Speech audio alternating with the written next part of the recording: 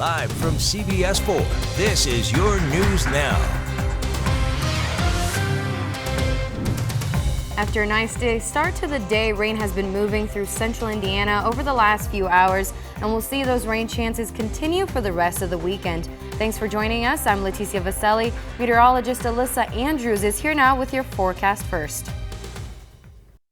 We're following breaking news tonight at 6. According to Westfield Police, a 9-year-old is dead after being hit by a vehicle in the 600 block of Apollo Way in Westfield. It happened just after 2 o'clock this afternoon. The child was taken to Peyton Manning Children's Hospital, where the child later died.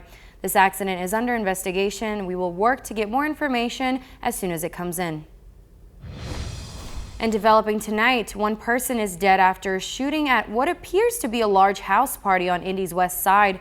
Police tells us the deadly shooting happened just after midnight on East 35th Street. That's just north of I-70. When officers got there, they found a man with a gunshot wound in front of a home. He was pronounced dead shortly after arriving to the scene. Police say they believe there was a large group present at the time of the deadly shooting, but everyone fled the scene in a matter of minutes. Police believe someone from that group who knows exactly what happened. The Indianapolis community won't stand for this, and neither will the Indianapolis Metropolitan Police Department. We will do everything in our power to hold this person accountable for what occurred tonight, and do everything in our power to locate the individuals who are out here that have information related to this.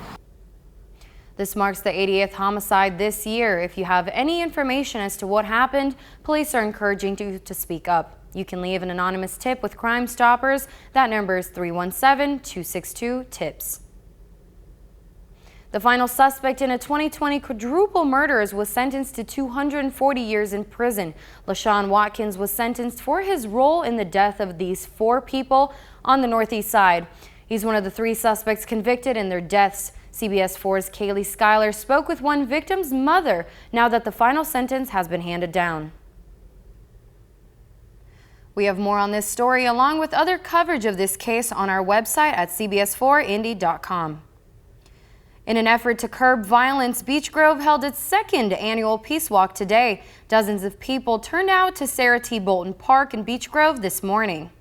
The 1-mile Peace Walk is a collaborative effort between Beech Grove, public safety officials, faith leaders, and surrounding communities to promote unity and peace. People who have been affected by gun violence spoke at the event.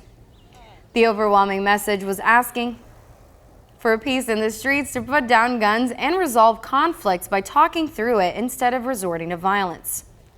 There's power in unity. There is definitely power in unity, power in agreement. And when people get together and agree that that there is a solution, we can really have victory in this. Organizers hope the walk helps bring people together to find a solution for the violence in the community. The son of a Centerville police officer died in an Officer Road vehicle crash Friday afternoon. Indiana Conversation officers were called to a property in Union County around 2 o'clock.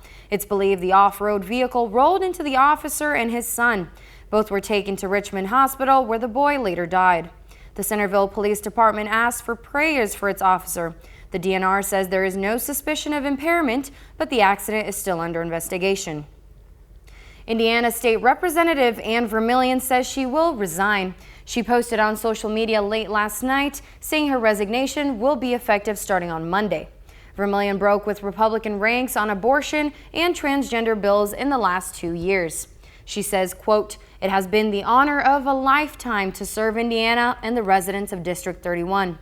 Unequivocally, the decision to leave public office was made without hesitation, with utter peace and anticipation of her family's future endeavors." Vermillion also says she will be rooting for Representative Lori Gross-Weaves to take over her seat. Good news to report now. INDOT announced today that I-65 northbound through the North Split is finally open to traffic once again. The North Split has been undergoing a major U-haul since 2020. Take a look. We sent our photographer over to drive the new stretch of the interstate this afternoon. Already a lot of cars taking advantage of this now open portion. Weather permitting, I-65 southbound will also reopen ahead of the Monday morning commute. Kylie Kramer with INDOT says drivers will need some time to adjust to all the changes. It is quite different. I do want to tell people to slow down. We still have crews in the area. You will still see some hard hats and some yellow vests. But I do want to make sure that people understand that this is a huge interchange and that this is going to be such a different feel. Again, the goal is to have I-65 open in both directions through the north split by Monday morning. We'll keep you updated once we hear it's all open. We are counting down to the greatest spectacle in racing. Only 29 days remain until the racers start their engines for the 107th running of the Indy 500. With the race comes many traditions as well.